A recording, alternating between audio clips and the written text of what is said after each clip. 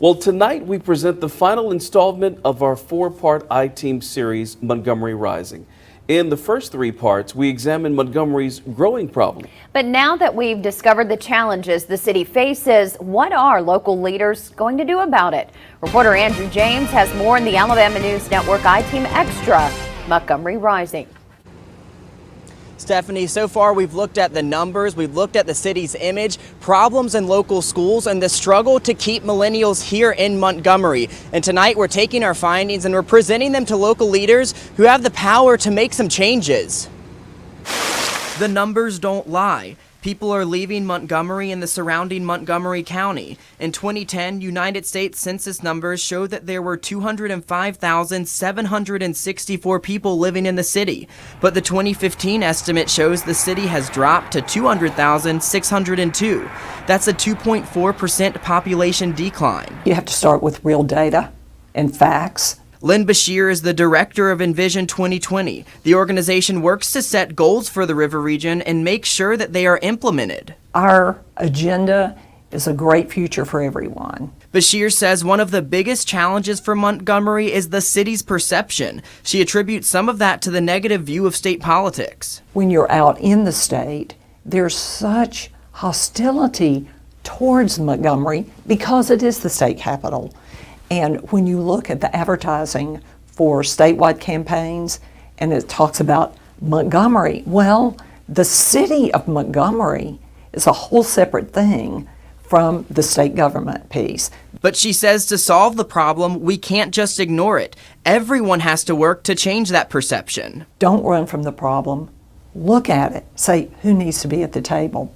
How can we overcome it? Another issue, the public school system. Analysts like AUM professor Kayvon Daravi say that people will leave Montgomery and others will choose not to move here to avoid Montgomery public schools. This is the reality that school board president Melissa Snowden faces every day. You can look at the data, and that's exactly what it shows, is that we have some of the state's top schools, some of the nation's top schools. We also have some failing schools.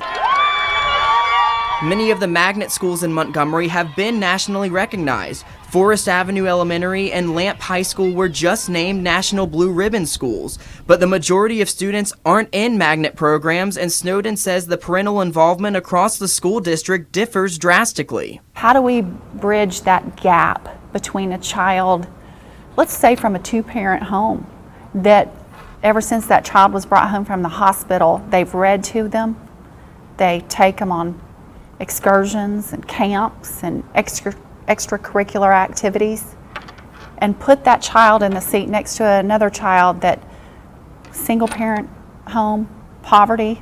One possible solution to bridging that gap is the pilot program Community Schools. The program is currently used at Davis Elementary, E.D. Nixon Elementary, and Bellengrath Middle School. It gives students an extended day with extra meals, activities, and health care.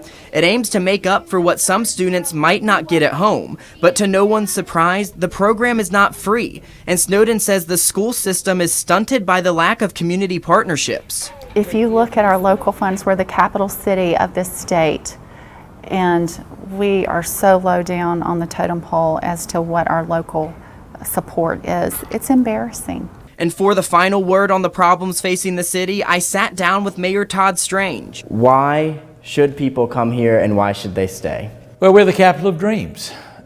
We are a city for success. Mayor Strange says his office is constantly working to make the city the best it can be. One new group he's tapping into is millennials. He meets with a group of young professionals once a month. That is really one of the major things that we are doing and we can continue to do to draw that young talent to Montgomery with an MGM revolution that we have going on right now. So what do millennials want? Nightlife, entertainment, like what the city has created here at the Alley?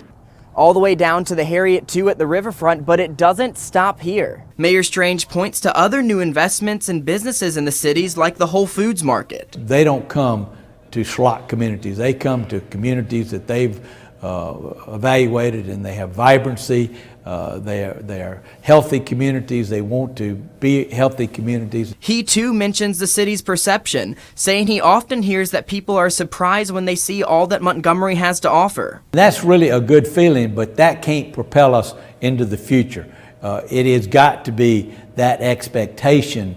It has got to be that image that we've got to change. With that image change and new projects on the horizon, he predicts that in the next 10 years, we will continue to see Montgomery rising. And Mayor Strange also tells me that the city has led the state in hotel occupancy for the last 3 years, and that there are 2 new hotel projects that will be announced for Montgomery very soon. He says that makes room for national organizations to come to Montgomery to host their annual events. Stephanie? And that is good news. All right. Thanks so much, Andrew. And to see the full I-Team Montgomery Rising series, all you have to do is visit our website, alabamanews.net.